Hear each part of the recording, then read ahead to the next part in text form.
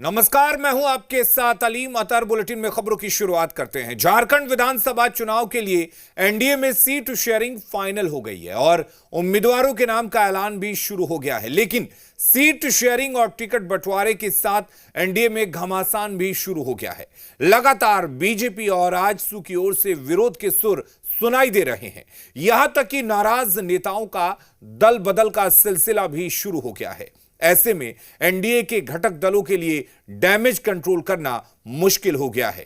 लेकिन दावा यह किया जा रहा है कि किसी के आने जाने से फर्क नहीं पड़ने वाला है। झारखंड में होने वाले विधानसभा चुनाव में टिकट बंटवारे के साथ ही नाराजगी और मान मनोबल का दौर शुरू हो गया है। जिन नेताओं का टिकट कट गया है, उनका पारा 7वें आसमान पर है और ऐसे नेता अब विरोधियों के खेमे में अपनी जगह तलाश रहे हैं। बीजेपी के पूर्व विधायक मिस्त्री सोरेन ने पार्टी से इस्तीफा दे दिया। मिस्त्री सोरेन महेशपुर सीट से बीजेपी के पूर्व विधायक हैं। दुमका की पूर्व विधायक लुइस मरांडी भी नाराज हैं। उनके जेएमएम में शामिल होने की खबर चल रही है।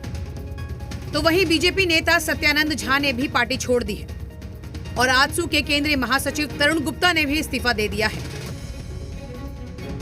आपने उम्मीदवार ऊपर से थोपने का काम किया, आपने आदिवासी समीकरण बनाने का काम किया। मैं धन्यवाद देता हूं कि आप आदिवासी समीकरण बनाने का काम कर रहे हैं, लेकिन आदिवासी समीकरण आप चुनाव के समय क्यों बनाना चाहते हैं? उनको पार्टी ने निष्कासित भी किया था। निष्कासन में तुरंत उनको लाया और तुरंत बुला के टिकट दे दिया, जबकि उनका वोट भी आपसे बहुत कम है। आप 59,000 वोट आपने लाया। नाराजगी का मामला एक दो नेताओं तक सीमित नहीं। कोटका विधानसभा सीट से मीरा मुंडा की उम्मीदवारी की घोषणा से पूर्व विधायक मेनका सरदार भी नाराज है। मेनका सरदार कोटका सीट से 3 बार विधायक रही थी। इस बार पार्टी ने मीरा मुंडा को उम्मीदवार बनाया तो मेनका सरदार ने अपना इस्तीफा दे दिया। वहीं मेनका सरकार के इस्तीफे के बाद मीरा मुंडा उनसे मिलने पहुंची और चुनाव को लेकर उनका आशीर्वाद मांगा। मीरा मुंडा की उम्मीदवारी से सिर्फ मेनका सरदार ही नाराज नहीं, बल्कि कोटका विधानसभा के बीजेपी कार्यकर्ता भी मीरा मुंडा का विरोध कर रहे हैं। और यहाँ पर स्थानीय कार्यकर्ताओं और स्थानीय, मैं खुद एक जनप्रतिनिधि हूँ और यहाँ में स्थानीय सभी का मांग है कि स्थानीय कैंडिडेट होना चाहिए। बीजेपी ने यहाँ मीरा मुंडा जी को टिकट दिया है और इसलिए यहाँ पर विरोध हो रहा है। अगर यहाँ के स्थानीय नेता को टिकट दिया जाता तो अच्छा होता। चुनाव के लिए टिकट के ऐलान के बाद अलग अलग जगह से असंतोष के सुर सुनाई दे रहे हैं। इसे लेकर मान मनोबल का दौर भी जारी है। लेकिन बीजेपी का दावा है कि इस तरह की नाराजगी से कोई फर्क नहीं पड़ता। देखिए, वही सब थोड़ा बहुत होते रहता है, कोई खास नहीं है। इस नाराजगी से कोई फर्क नहीं पड़ेगा। कोई फर्क नहीं पड़ेगा। बीजेपी भले ही विरोध को लेकर बेफिक्र वाला रुख दिखा रही हो, लेकिन विरोधियों को इसे लेकर बोलने का मौका जरूर मिल गया है। देखिए, भारतीय जनता पार्टी से अब झारखंड की जनता का और उनके कार्यकर्ताओं का मोह भंग हो चुका है।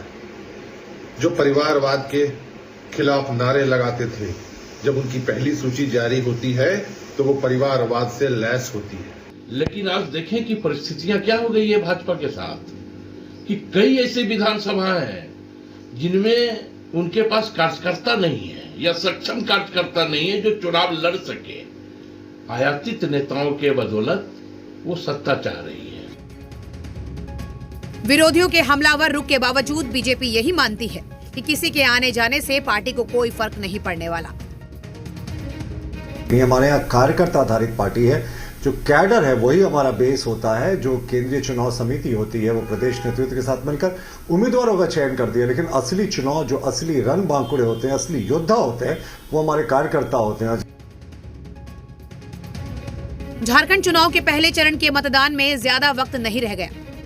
उससे पहले अगर एनडीए में बगावती सुरों को शांत नहीं किया गया तो इसके नतीजे भी देखने को मिल सकते हैं, क्योंकि कोई नहीं जानता कि कौन सी चिंगारी शोला बन जाए। ब्यूरो रिपोर्ट, जी मीडिया, रांची। 2024 के विधानसभा चुनाव में प्रत्याशी घोषित किए जाने के बाद से